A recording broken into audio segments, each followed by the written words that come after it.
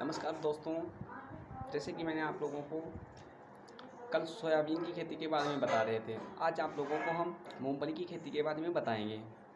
मूंगफली खेती एक ऐसी खेती है जो कि बहुत ही अच्छी खेती होती है और बहुत ही लाभदायक खेती होती है और हर मौसम में यूज की जाती है खाने के लिए। मूंगफली कौन नहीं चाहेगा खाने के लिए, ये समझ लो। मूंगफली गरीबों का बादाम भी कही जाती है। तो आप लोगों को आज मूंगफली के बारे में बताएंगे। मूंगफली की खेती किस प्रकार से की जाती है और मूंगफली में वैज्ञानिक नाम क्या होता है, फैमिली क्या होती है, उत्पत्ति स्थान क्या होता है और गुणसूत्र संख्या क्या होती है, इसमें प्रोटीन कितनी होती है, इसमें तेल कितना होता है और सबसे अधिक विश्व में कहाँ उत्पादन की जाती है, भारत में कहाँ उत्पादन किया जाता है सबसे अधिक, इसमें रोग कौन कौन से लगते हैं, इसमें खरपतवार लगता है तो कौन से खरपतवार के नियंत्रण के लिए कौन सी दवाई प्रयोग करते हैं और आप लोगों को इसमें हम वैरायटी मतलब प्रजाति के बारे में बताएंगे, कौन कौन प्रजातियाँ इसमें उगानी चाहिए और आप लोगों को इस क्लास में मूंगफली से लेकर के सिंचाई कौन कौन सी अवस्थाओं में करनी चाहिए, ये सब बिंदु आप लोगों को हम इसी क्लास में बताएंगे। तो सबसे पहले आप लोगों को वैज्ञानिक नाम बता रहे हैं। मूंगफली का वैज्ञानिक नाम होता है आर्केसिस हार्पोजियम और इसमें गुणसूत्र संख्या जो होती है, जो मतलब गुणसूत्र संख्या होती है वो 40 होती है। फैमिली लेगुमिनेसी होती है और इसमें उत्पत्ति स्थान ओरिजिन प्लेस जो होता है वो चाइना, उत्पत्ति स्थान का चाइना होता है।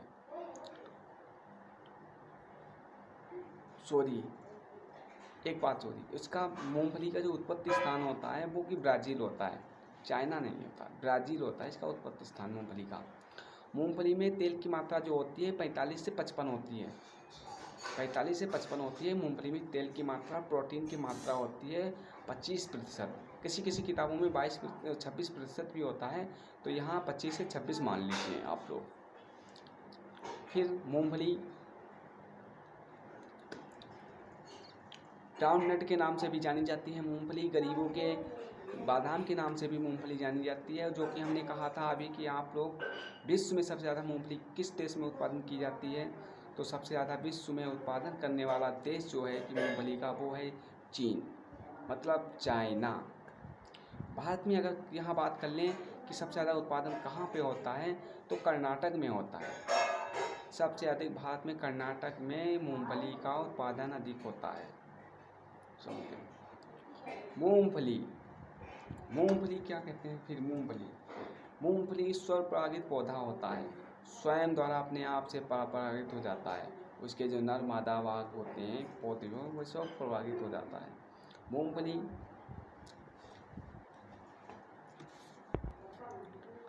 आगे चलते हैं। मूंगफली के जो फल होता है, मूंगफली के जो दाने होते हैं वो किस प्रकार के होते हैं?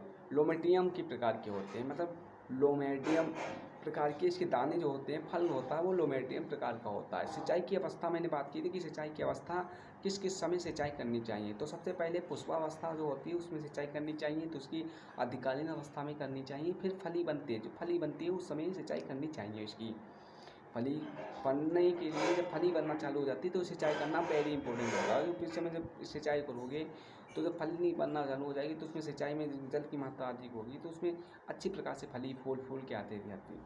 फिर कहते हैं मूंगफली में अधोभूम अंकुरण पाया जाता है। मूंगफली में अंकुरण कौन सा मतलब पाया जाता है? अंकुरण कौन सा मतलब जमाव में अंकुरण कौन सा पाया जाता है? तो अधोभूमि अंकुरण पाया जाता है। अंकुरण के बारे में हम जब आगे क्लास बताएंगे तो आप लोगों को कितने प्रकार का अंकुरण होता है ये सब बताएंगे। ठीक, इसमें शुष्क अवस्था नहीं पाई जाती है। मूंगफली में जो ऐसी है शुष्क अवस्था नहीं पाई जाती है। आप लोगों को हम आगे क्लास में भी बताएंगे शुष्क अवस्था कौन कौन फसलों में पाई जाती है, कौन कौन सी फसलों में नहीं पाई जाती है। यहाँ पे आप लोगों को एक एक फसल में बता रहे हैं क्योंकि हम इसमें मूंगफली पढ़ा रहे हैं, इसलिए बता रहे हैं मूंगफली में शुष्क अवस्था नहीं पाई जाती है। बीज दर मतलब सीड रेट, बीज दर कितनी होती है? मूंगफली दो प्रकार की उगाई जाती है, एक तो गुच्छेदार मूंगफली उगाई जाती है और दूसरी मूंगफली जो होती है फैलने वाली मूंगफली होती है। तो गुच्छेदार मूंगफली की बीज दर जो होती है वो कितनी होती है आप लोगों को बता दें, 90 से 100 किलोग्राम में होती है प्रति हेक्टेयर। 90 से 100 किलोग्राम प्रति हेक्टेयर जो गुच्छे वाली जो मूंगफली होती है वो उगाई जाती है। उसके बाद जो फैलने वाली मूंगफली की बीज दर होती है वो 70 से 80 किलोग्राम प्रति हेक्टेयर होती है। फिर मूंगफली रबी ऋतु में भी उगाई जाती है। रबी ऋतु में मूंगफली जो उगाई जाती है उसकी बीज दर कितनी होती है? अधिकतर जो एग्जाम आप लोगों के होते हैं तो इसमें ये प्रश्न जरूर आता है कि रबी ऋतु में मूंगफली की फसल उगाई जाती है, उसकी बीज दर क्या होती है। ऑप्शन दिए होते हैं, जैसे कि मैंने फैलने वाली भी देखी, ये भी देखी, ये ऑप्शन।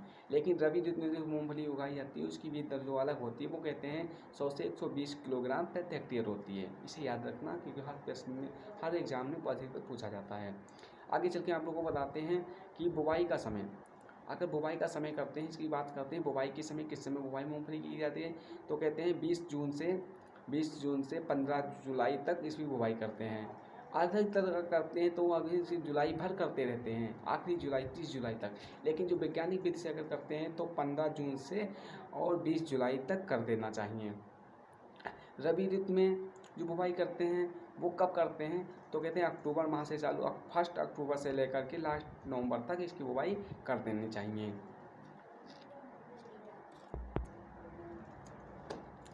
मूंगफली में एक चीज़ लोगों ने देखी होगी कि मूंगफली जब खाते हो, मूंगफली कभी खरीदते हो खाते हो, उसमें देखते हो कि भाई एक मूंगफली बहुत अच्छी, उसका जो मूंगफली का जो कि खोखला होता है बहुत ही अच्छा होता है, खोखला बहुत मोटा होता है, खोखला बहुत देखने में फर्स्ट होता है, जैसे कि इसमें 2 दाने बहुत मोटे मोटे भरे होंगे।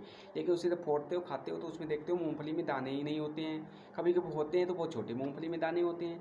ये किस कारण होते हैं, मूँगफली में दाने होते हैं तो छोटे क्यों होते हैं और उसमें मूँगफली में दाने क्यों नहीं होते। इस क्रिया को पॉपिंग कहते हैं। पॉपिंग क्रिया कैसे होती है, किस लिए होती है, ये आप लोग को बताएंगे। पॉपिंग क्रिया यह एक प्रकार का कायिकी विकार होता है। इसमें कैल्शियम की कमी जब होती है तब ये क्रिया मतलब ये कायिकी विकार अधिक प्रभाव डालता है।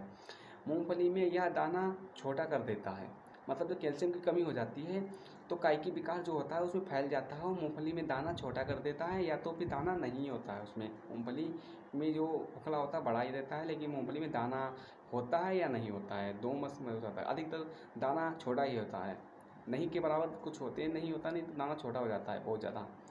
अब पॉपिंग अवस्था कितने दिनों में आती है, ये तो 55 दिन के अंदर, जो 55 दिन की पर आती है, 55 दिन, सीधे 55 दिन कहो, ऐसे 60 दिन भी कहते हैं, लेकिन 55 दिन एग्जैक्ट है। 55 दिन में ये क्रिया चालू हो जाती है पॉपिंग की। ठीक कहते हैं।